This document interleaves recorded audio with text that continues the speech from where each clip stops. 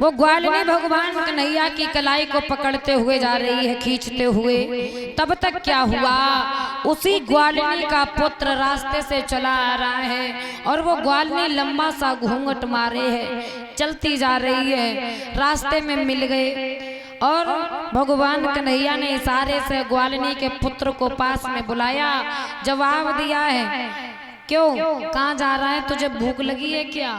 बोला ला क्या नहीं लगा है? हाँ भैया लगी तो है भूख।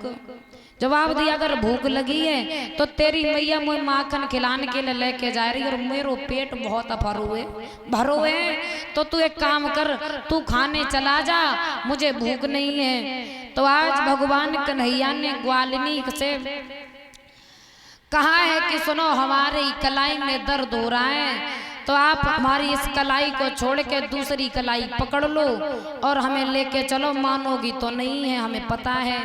तो ग्वालिनी लंबा सा घूंघट किए थी। आज भगवान कन्हैया ने कलाई बदली, ग्वालिनी के पुत्र की कलाई हाथ में दी और खुद वहां से भाग गए।